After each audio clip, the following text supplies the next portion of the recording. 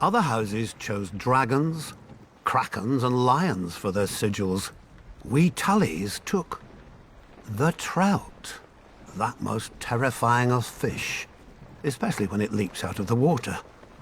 I suppose you don't have many options when you live in the Riverlands. Could have been worse. We could have been minnows or wheat. After all, we make a lot of it. Though a land doesn't get as fertile as ours just by water. The old river kings, storm kings, and the kings of the rock spilled blood here for thousands of years, squabbling like children over a new toy, until the Ironborn came and spanked them with their axes. Under Harren the Black, their kingdom stretched all the way to the God's Eye, where they built the largest castle Westeros had ever seen. Maesters teach that Harren was a fool, but he had some sense. If you're going to enslave and torture an entire people, you best have thick walls to hide behind. But the very day the last stone was laid in Harrenhal, Aegon Targaryen landed in Westeros. As soon as he saw Aegon's host on the horizon, my ancestor Edmund led the mass desertion of riverlords to Aegon's side. I doubt Harren even noticed. The problem with huge castles is they blind you to what's outside, both by their size and the arrogance they inspire. Not that the Ironborn ever lacked for that. They take pride in their ignorance of every trapping of civilization, though any baker could have told them that fire turns stone walls into an oven. And so Harren the Black finally lived up to his name, and the Riverlord swept the Ironborn back to the sea.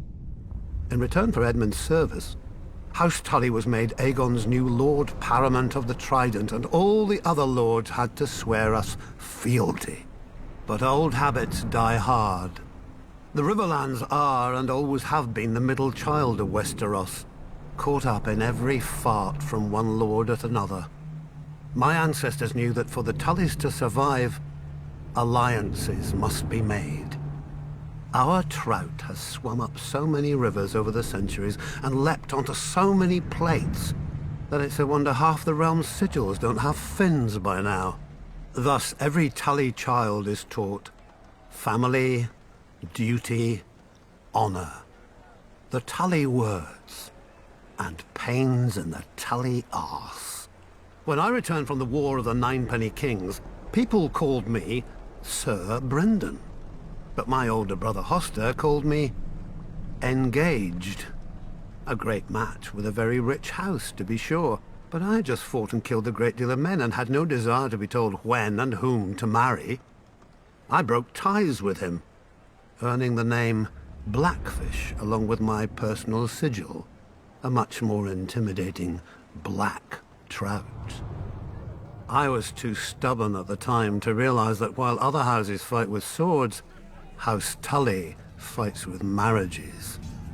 Then my niece Catelyn's betrothal to Brandon Stark drew us into the war against the Mad King, while my other niece Lysa's betrothal to Jon Arryn cemented the rebellion. If I'd have obeyed my older brother earlier, we'd have had the largest navy in Westeros with us then as well, and our victory would have been swift. Of course, I never mentioned this fact to my brother. He'd have taken it as an apology. My brother is dead now, and my nephew Edmure rules in Riverrun, God's help us. A trout that can't tell the worm from the hook. But he is a Tulley, and he is unmarried, and there is a war. We all know how this story ends. Maybe she'll be beautiful. Maybe she'll be rich.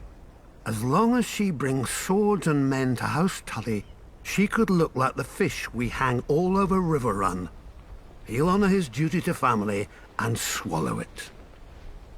One blackfish per family can be overlooked. Two, and we'd have to change all those pretty banners.